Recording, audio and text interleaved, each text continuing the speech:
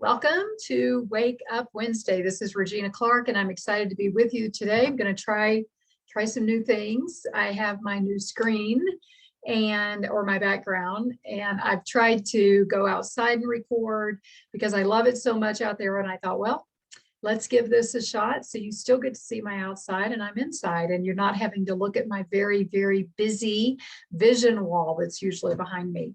So today I wanted to just remind you that Wake Up Wednesday really isn't about the time of day. It's about waking up. It's about becoming more aware, more alert, more conscious about the world we live in and our participation in that world. And so that's what it means to me to just become more astute, if you will. And so today's topic, I'm actually calling something that is pretty interesting, and it's called beauty sickness. And as a matter of fact, I'll go ahead and show you. So I'm going to try some different things here that I'm looking at, right? Some different things I'm giving a shot. So beauty sickness, what is it and why does it matter? And so I'm going to come back here in a moment, but I thought I'd go ahead and show you that title. And I wanted to start by reminding you of last week when we ended with Sonia Choquette. If you haven't listened to it, you can go to my YouTube channel and you can find it there. But I was reading from one of her days in her diary as she was walking the Camino de Santiago. And let's see, from chapter 19. So one of the things that she said at the end of this chapter, when she was talking about aging, she says, was I ready to release my fear of getting older and giving up the glow of youth for the inner light of wisdom? Honestly, not yet. I still wanted to feel young. I wanted to be young. But what if I did give up those attachments? What if I fully embraced myself, an aging woman, and no longer carried the fear of becoming the crone? What then? Could I simply be comfortable in my own skin and love myself for who I am today, all of me and all of my years? I wanted to say yes. More than anything, I wanted to say yes and mean and believe that yes with every cell of my being, but I knew I wasn't fully there yet. And so I thought that was, it brought up a lot of things for me. Let's just put it that way when I was reading. And I shared with you this idea of aging and what it looks like, what it feels like, what we see when we look in the mirror, being kind and accepting of ourselves, knowing that oftentimes with age does come wisdom. And so this has all been a huge part of my journey. And one of the things that I said that I was committed to was this thing with, going back to my natural hair color, because that is something that I feel like is going to be more authentic and in alignment with this thing of embracing who I am and where I'm at, and not trying to perpetuate something that isn't even real. So yes, I have the beautiful neck and the wrinkles and the stretch marks and the cellulite and all the things that we detest, and all the things that have been airbrushed and photoshopped out of today's models, so that we are constantly trying to attain to something that's not even real. And so this is something that I feel like is worth having a conversation about, because I feel like there's no way I'm the only one. I feel like every woman has been impacted and has been bitten by the beauty bug. And so I want to go back to my screen here of this idea called beauty sickness. This did not come from me, but it resonated so much with me. It was a woman who did a TED talk. I'm sure you could look up beauty sickness. Maybe I'll include links. I'll figure that out. I didn't do that yet, but this is, I think, a really interesting topic and piece of information, and something that is, again, worth talking about. So what is beauty? When we talk about beauty sickness, first of all, what is beauty? Well, that is an interesting question. The world we live in would have us to believe that it's the color of our eyes, the color of our skin, our complexion that makes us beautiful. It's the size of our breasts, it's the width of our hips, and the thinness of our thighs where true beauty lies.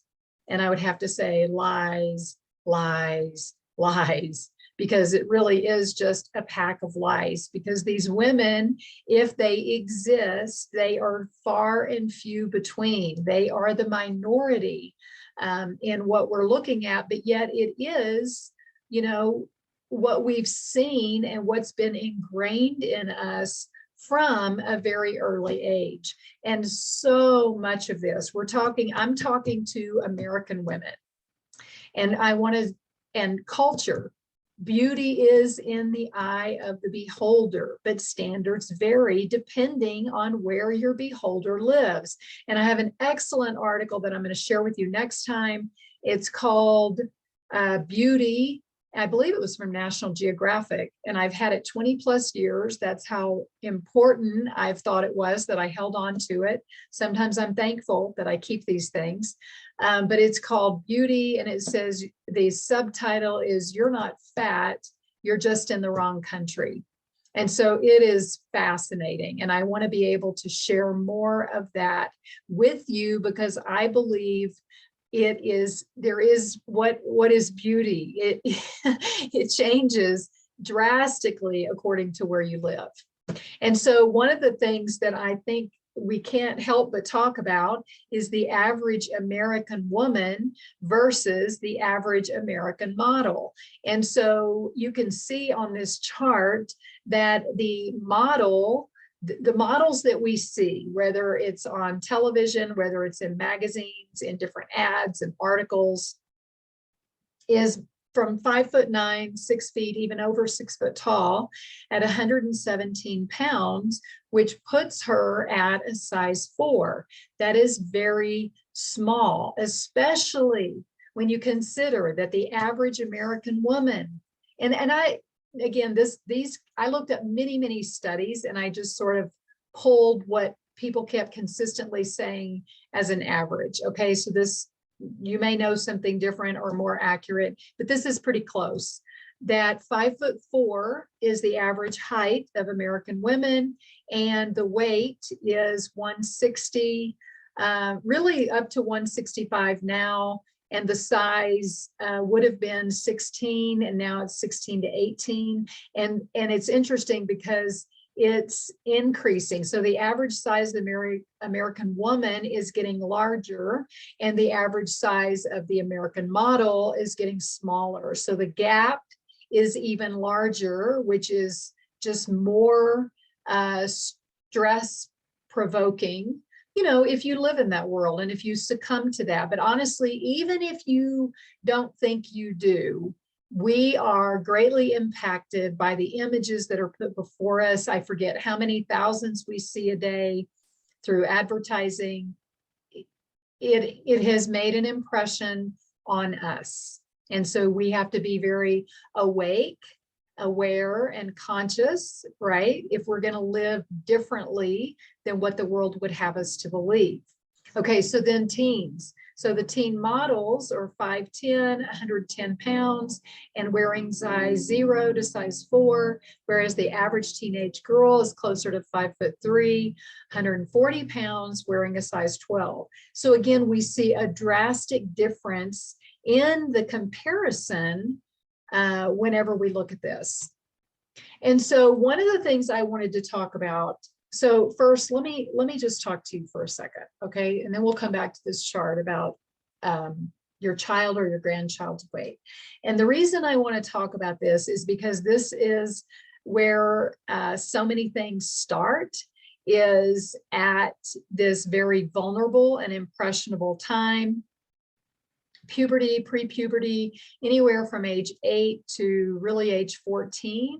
In there's a lot of things happening within the body, and I'll read you about that in a minute. But I know that was my personal experience. It was during those pre-puberty years, right? There were where I gained like 30 pounds in one summer. And so it had a very large effect on my life. So I was embarrassed. I didn't want to go back to school. I was ashamed of my weight. I was called names. I was made fun of. And it was at a very vulnerable time. And so I just did not feel good about myself at all. And so to top that off, my mom, my little brother was born when I was in 5th grade, 11 years old, and my mom had trouble losing the baby weight. And so her and I joined Weight Watchers together. So this would have been in 6th grade when, you know, she was ready to address it. And I was like, I'm tired of how I feel. And so we did this, and it was during that time that I lost 10 pounds. I'll never forget. I don't still have my pin, which I'm surprised, but I did get a 10-pound pin from Weight Watchers. And I happened to grow at the same time, growing 2 or 3 inches. Really, I'd have to look that up to be exactly accurate. But I had a growth spurt, which is what happens, right? Pre-puberty and then puberty and then hormones, and then you grow. They actually, I think the article, maybe the one I'm going to read, says even up to somewhere at 10-inch span in those years. So it's a pretty crazy time. But the point is that that has had an impact on my life over, you know, well, to today, right? So this whole idea of what is beautiful, what is normal, and the words we say, the attitude we have, and there's a lot of information if you care to research it. So I'm going to go back to my slide here and see, and this comes from Johns Hopkins University, Johns Hopkins. And so this is talking about growth and puberty and how not everyone grows and develops on the same schedule, obviously. So during puberty, the body begins making hormones. They spark physical changes like breast development in girls, testicular enlargement in boys, and spurts in height and weight gain in both boys and girls. So these changes continue for several years. The average kid can expect to grow as much as 10 inches during puberty before reaching full adult height. Because some kids start developing as early as age 8 and some not until age 14, it can be normal for kids who are the same gender and age to have very different weights. And so I think this is worth mentioning and talking about because we are the role models for our children, for our grandchildren, how they feel about themselves, you know, how we make them feel, the things we say to them, how, you know, we just help them find a balance. As a matter of fact, there's another slide I'll include somewhere, but it actually has things to avoid talking about and ways to talk and how to encourage, because I think this is such an incredibly impressionable time. So when you add, you know, these things in, and then you add the average age where children are getting cell phones and having Instagram accounts, and you start bringing in these Photoshop tools and filters, and we're not even looking at anything that's real anymore. And so again, we're trying to attain to something that is, it's just not real. And that concerns me. It breaks my heart because I know how it can lead to many things. And I want to talk about that next time. I want to talk about culture. I want to talk about eating disorders. I want to share with you more of my experience of what I've been through, which is why I'm pretty committed to this idea of embracing what's real. You know, the bodies that we have, who we are, what we consider flaws, and there are no two people exactly alike. There are no two brains alike. There's no two personalities alike. So just learning more and more of how to love ourselves in all areas and in all categories. And we will continue next week. Let me see if I can, I want to show you.